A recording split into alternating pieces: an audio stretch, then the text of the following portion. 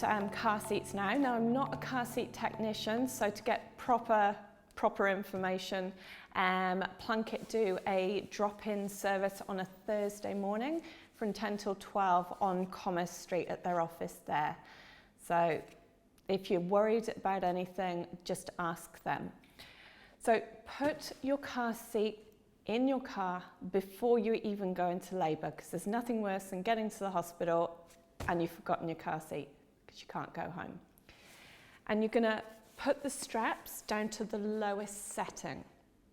If you need them up higher, I feel very sorry for you because that's one big kid.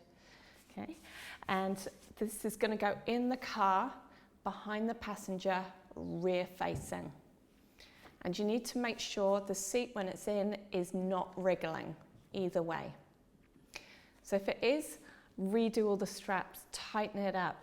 The bases are really good, the clip and go bases, because you don't need to worry about redoing it each time. But if you've got it tight so it's not wriggling left to right, but it's got a tiny bit of give front to back, then roll up a towel and jam that under there, because that will hold its shape. If you use a blanket, it won't actually hold its shape and it won't stay tight. So you've had your baby, you're leaving the hospital. Whoops, put it that way so you can see. And you're gonna, if you've got baby wrapped up in a swaddle, you take that off. So otherwise the straps aren't gonna sit properly. And you put them in. There's the thing. And when you do it up and pull that strap tight, you should just be able to get your fingers in between baby and the straps. Nice and snug. And they should be coming in at shoulder height or just below. If they're up too high, they're not going to work. If it's too loose, it's not going to work. You need to make sure everything's nice and secure. If your seat has got a chest plate, make sure it's up on the chest, not down on their tummies. And if it's chilly, then you can put the blankets over the top and put them in the car. So these capsules last from newborn to around about 6 months old, or you can get bigger size seats that do from newborn to around about 4 years, and you can also get ones that go right through from newborn to when they're out of them.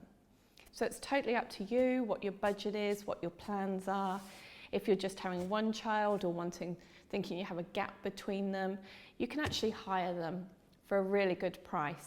And it's a lot cheaper than investing in one if you're just going to use it for one child.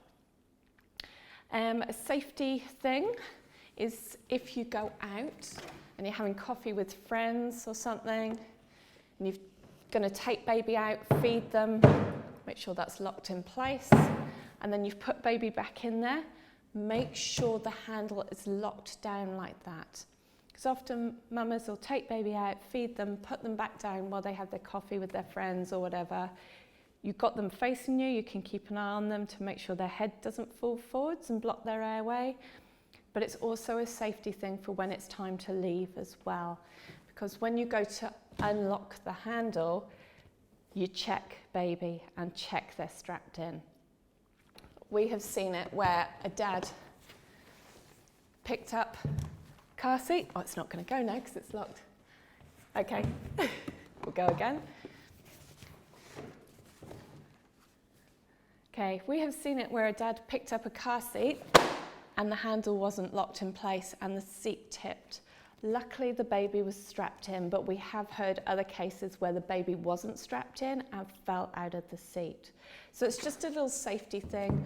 Lock the handle back, then as you go to leave, you unlock it and you're checking on baby. We all have parenting fails, so if you get home and it's like, oh my gosh, I didn't do this or this has happened, don't beat yourself up about it, okay? I know I've plenty of fails. So make sure baby's nice and secure, do all the safety checks, double check that's nice and tight. Every so often check the seat in the car to make sure it's not wriggling. Just remember, a car seat isn't a bed for babies, so if you get home and baby's asleep in it, take them out and put them in their bed. Don't leave them in there so you can get things done. They're not designed for sleeping. And we've had babies die because their heads actually fall forwards and it blocks their airway. So always make sure it's at the right angle and it's not being used as a bed. So the capsules are from newborn to about 6 months. These ones will go from newborn to around about 4 years old. A lot of people like to use capsules first because it's easier. You can get it in and out of the car, and then we'll move up to this one, but it's totally up to you. And these ones still need to be rear facing till they're at least a year old, older if you can. And that's all to do with the strength in their necks. So in an accident, the car stops dead, but everything inside just keeps going. So if your child's forward facing, their little necks are going to have a really hard time. So if you keep them rear facing, they're actually supported by the seat. These seats also have a tether strap, and that goes and attaches in the boot of your car. So make sure that's attached. And then when the seat goes forward facing, still have that attached. It's extra security to keep it in place. And then from there, we go to a booster. Now, they need to be in a booster until they're 11 years old or 148 centimetres. So it's safer to wait till they're 148. And that's all to do with the straps coming across and also the lap belt. You need it across the hips, not across their tummies. So it's all about keeping our children safe and doing everything we can to keep them as safe as possible. So pick a seat, see which one's going to suit your family and your budget best, and make sure it's always secure. And with the bigger ones, check them every so often to make sure they don't have a wobble going on. Everything needs to be nice and secure.